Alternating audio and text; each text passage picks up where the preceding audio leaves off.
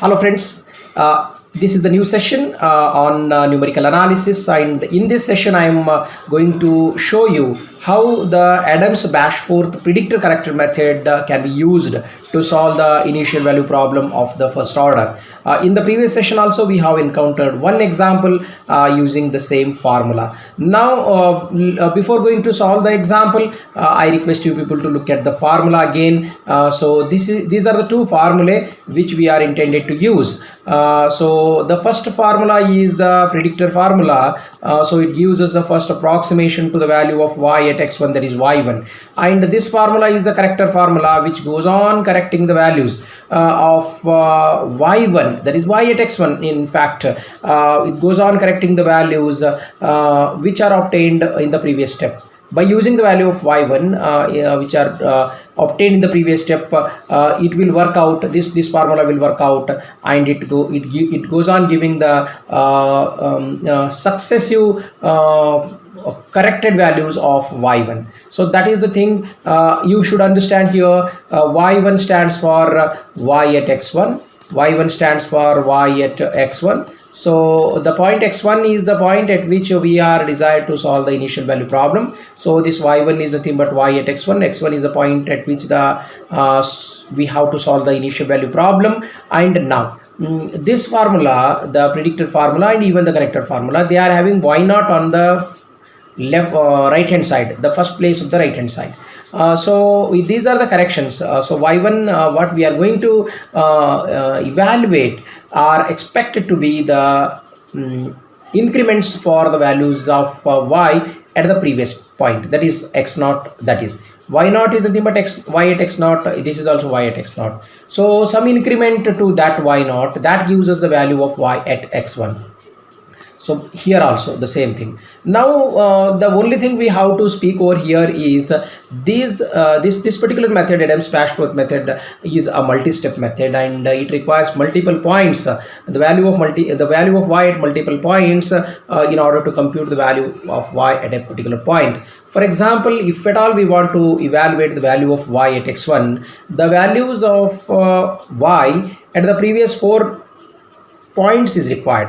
For example, y1 is nothing but y at x1 that we want to compute. If then we require y at x0, that is y0 we require, that gives us f0, and previous to that there will be y of x minus 1, that is y minus 1 will be there, that will give us f minus 1. Similarly x minus 2, y minus 2 are required, so f minus 2 will be the value of that. And then value of y at the leftmost point, that is x minus 3, that is y minus 3, that should also be required in this formula. So therefore these methods are called as multi-step methods. And after using those 4 points here, and how to get those 4 points, that is another question. One point will be given to us, that is this point will be given to us, x0 y0, that will be given to us as the initial condition along with the given differential equation. But what about these 3 more values? The 3 more values can be computed by using any one of the known single step methods,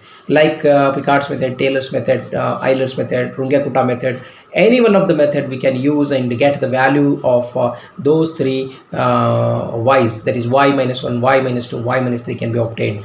So after that 3 plus 1 extra, that is totally 4 values will be in our hand as the starting values, and those starting values can be used to start up this process of predictor corrector, that is Adams-Bashforth method. Now once we get the predicted value will be what? It will be the first approximation, that is the initial approximation for the value of y1. So once we get the initial approximation of y1, why can't we use it in the why can't we use it for further modification, further improvement? So that we substitute in the formula. The formula is known as the corrector formula. In the corrector formula we substitute it, substitute the value so obtained at this place, that is in the place of y1 in the definition of f1. So f1 is in fact f1 stands for f at x1 comma 1, that is f1 is nothing but f at x1 comma y1. So y1 value just now we have in hand, that is y1p. That is the predicted value we have, only that much we are having. So that value we will substitute here from this particular earlier step, and we will get the next value of y1, that we call it as the first improvement of y1. So that first improved value of y1 is now in our hand. Then why can't we use it in this particular place? Instead of using this, why can't we use y1c, which is previously obtained in this formula? Then in the next stage we will get second approximation, that is the second improvement of y1, and so on so forth. We can go on continuing this particular process. Therefore this process is called as an iteration process, and the iteration will come to an end when two consecutively corrected values are same up to the desired decimal places. So that is the thing I wanted to share with you. So with that motivation, we will move on to the solution of this particular question. So what is the second example here? To solve the differential equation dy by dx is equal to x minus y square, with the initial condition y at 0 is 1. So this is the initial condition, y at 0 is equal to 1. You try to understand what is the question. It is to evaluate y at 0.4. Again we have this picture. Our intention is to find the value of y at 0.4. This is the thing which we want to evaluate at this point. So at this point, if we want to evaluate, means we have to consider it as x1. So this point should be x1. So value of y at x1 is the thing, but y1 that we are going to estimate. So in order to get the value of y at x1, that is y1, through the predictor corrector formula, we require 4 points. Out of these 4 points, 1 point is now in our hand, which is that point y at 0 is equal to 1. So we will use that y at 0 is equal to 1 as the initial condition, and we go on computing 3 more values. We will go on computing 3 more values, and ultimately we will use we will use all the 4 values as the starting values for Adams-Bashforth method. So how that proceeds, let us see. Now let us take that RHS as f of x comma y. All of you know very well, right from beginning we have been taking whatever is there on the right hand side, that we will take it as f of x comma y. And here to compute this thing, let us take x1 as 0.4, that I have just now spoken. And now here it clearly implies that if x1 is 0.4, if x1 is 0.4, previous to this what will be there? x0 is 0.3. Previous to that, x minus 1 should be there, and that is, it should be 0.2. And previous to that, what should be there? X minus 2, let us take it as 0.1. And previous to that, 0 will be there. X3 minus 3, and its value is 0. So 0.4 is the value at which we are intended to evaluate. Let us take it as x1. So previous to that will be 0.3, 0.2 will be the previous one will be 0.1 here, and previous to that will be 0. So from this we come to know that h is equal to 0.1. So that we have to keep in mind. H value is 0.1. Now we have these 4 points. At these 4 points we should know what are the values of y. That is very important. Out of these 4 values, at only 1 point the value of y is known. That is y at minus 3 we know. That is y at x minus 3 we know, because y at x minus 3 is nothing but y at 0. That is given as the initial condition, that we know. Only that we are having these 3 points. At these 3 points we have to evaluate the value of y. That is the task we have to do, and therefore you please read this sentence. Now to compute y at 0.1, 0.2, 0.3, we use the Runge-Kutta 4th order method preferably, and after 3 steps of work we will end up with 3 answers. That work is quite laborious, and because of the time constraint I have not included that part of solution here. I request you people to do that work by yourself. Please try that by yourself. If at all you want to have any reference, that work has been very clearly done in detail in this textbook which is written by me. You please have a reference of this textbook in which I have shown you that solution also. So after solving that, what values I am going to get at these points, at these 3 points, I will summarize them. I will take the list directly over here. If you want the method of solution, you please refer my book. Right now let us take the values directly. Yes. Now here I told you that x1 is 0.4, which is of our interest, at which the value of y is to be computed. That is the question for us. So we want to find out what is y1 through the predictor corrector formula. That is our question. Now here, previous to x1, x0, x minus 1, x minus 2, x minus 4, x minus 3, these 3 values. Their values are 0.3, 0.2, 0.1, 0. That I have explained you in the previous step itself. Now corresponding to this, what is the answer I got using Runge-Kutta method? 0.8061. You please try by yourself, you will get the answer. Similarly, at 0.2 I get this thing, at 0.1 I get this thing, at 0 it is given as 1. It is the initial condition given. This is the initial condition given, and you are required to estimate these 3 values using RK, Runge-Kutta method of order 4 or even the second order. Better to use Runge-Kutta's 4th order method because of getting better accuracy. Now once you get those values, you designate them as y0, y minus 1, y minus 2, y minus 3, like that, because this nomenclature is very important, because we have to use these values in the formula of predictor and the corrector. So therefore these assignment is very important. What value is assigned which symbol, that is very important. Let us do it very correctly, and after doing this, let us compute what is the value of f corresponding to x0, y0. That is over here. That is going to be f0. F0 is the value of f at x0, y0. The definition is first member minus second member square. So it is the substitution time. We have substituted x0, we have substituted y0. So the final answer is 0.3498, that is. So we got, that is with minus sign, we got the value of f0 in that way. Similarly, what is the value of f minus 1? So the next value, it is x minus 1 we are having. X minus 1 is nothing but it is 0.2, and y minus 1 is nothing but 0.8494. It is available in this above list. You substitute them in the definition of f and simplify, you will get this answer for f minus 1. Similarly, you compute f minus 2 by replacing x with x minus 2 and y with y minus 2 in the definition of f, and substitute the values of x minus 2 and y minus 2 and simplify, you will get this answer. And similarly, the last value, that is f minus 3, required to be substituted in the formula of predictor and corrector. So it is f minus 3. F minus 3 is f at x minus 3, y minus 3, and its definition is here. Now the value of x minus 3 is initial value 0 given, and corresponding value of y is initial condition that is given. So that is 1.0. It is also given in the problem itself.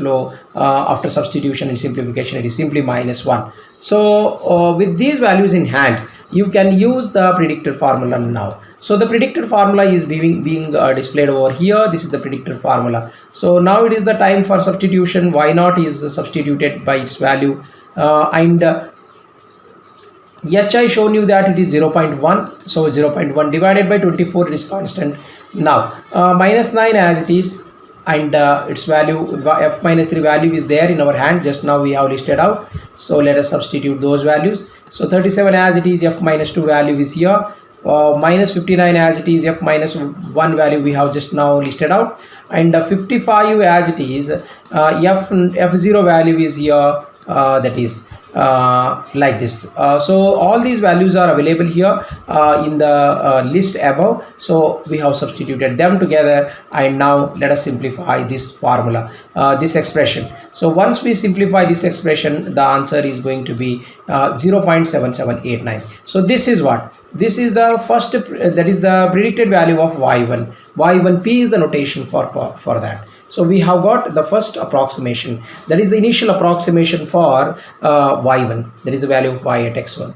So after this, we have now to proceed further for improving this value, that is the predicted value. So in order to improve the predicted value, we will, before going to use the corrector formula, we will find out what is the value of f1 at that particular point y1p. So actually f1 stands for f value at x1 y1. So what is x1? 0.4. I agree with you. What is y1? y1 is the previously obtained value, that is 0.7789. So that is to be substituted in the definition of f, and the answer turns out to be minus 0.2067. So this value of f1 need to be substituted in the corrector formula. What is the corrector formula? Corrector formula is here. You please have a look at this. So this is the corrector formula. In this formula, at this place, that value is to be brought. So that is very, very important. So now let us do that work. Other things are very, very similar. No difficulty in that. Y naught value is already available. Let us substitute. And this h value is 0.1. Let us substitute. F minus 2 is here. Minus 5 as it is. F minus 3 value is being substituted. Plus 19 as it is. F0 is substituted here. Plus 9 as it is, f1 value is substituted here, which we have just now calculated in the previous step, this value. So this is the expression which is very, very important at this point of time, because if you input your expression to your calculator in this way, now in the next step will be very easy to you, because all these values are not going to alter at all these values will be same up to here. Only thing we have to change is this portion. So that is this bracket you keep as highlighted one, and at that particular place you go and change the value. You will get the same expression with that modified value, and you can press the single button and get the next value. That I want to tell to you. And now it is time for simplification of this. Once you simplify, you will get the answer 0.7785. So 0.7785 is now the value of y1 in the first iteration. We will take it as the corrected value, because this is being obtained from the corrector formula. Let us take it as the corrected value of y1 in the first step. So it is denoted by y1c. Now after obtaining the y1c, we can use it for further improvement of y1. So we can further improve this value. In order to improve this value, we will apply the same corrector formula once again with the new value of f1. So what is the new value of f1? That we have to do, but I can tell you that in this problem, this value itself is sufficient, because you look at the predicted value is 0.7789. Predicted value is 0.7789 and the corrected value is 0.7785. So up to the 3 decimal places, the two values are correct. So when the two values are correct up to the 3 decimal places, then we can stop the process of iteration. So we can take that answer as y1. y1 is nothing but y at x1, y at 0.4, and the final answer is 0.7785. So we have computed the value of y at this particular point, 0.4. So I hope you understood the concept of predictor corrector method. So this is how the method works. Very easy, very interesting method. So what actually will be there? The initial value problem will be given to us, and in this particular case, what was the thing? It was asked to find the value at 0.4. When this is at 0.4, we take it as x1. And previous to this, there will be something required. Previous to 1, always 0 will be there. Previous to this, definitely previous to 0, minus 1 will be there. And previous to that, minus 2 will be there. That is x minus 2 will be there. And then x minus 3 will be there at the leftmost side. So we are having these 4 points left to this, and in order to calculate the value of y at this point, that is 0.4, which is being taken as x1, we require the value of y at these places. That is, at this place the value of y will be y naught. At this place, what is the value of y? It will be y minus 1. At this place the value of y will be y minus 2, and at this place the value of y will be y minus 3. So these values are required. Now what actually these points are? So here it is 0 0.1, 0 0.4. Previous to this, if we take h is equal to 0.1, 0 0.4 minus h, because we are moving towards left, so therefore we have to consider minus. 0 0.3 will be this point, and this point will be 0 0.2, and this point will be 0 0.1, and this point will be 0. So at 0 it is given as y equal to 0. This is the initial condition given. So no need of finding this, it is already there in our hand. We are happy with the given data, but we have to compute the value at this point, at this point, and at this point. So we have to work out with any known single step method, and we can obtain the values of y at 0.1, 0.2, 0.3. So now there will be totally 4 values available to us, and those 4 values can be used in the formula of y1, that is by Adams-Bashforth, to get the required value of y at this 0.4. So therefore this is the single step method, and it was very well explained to you. I hope you enjoyed the lecture. So with this, let me conclude to this particular topic. If at all you want to solve few more examples related to this method, you please have a look at this textbook which is being written by me. So with this, let me stop now. Thank you for watching this video.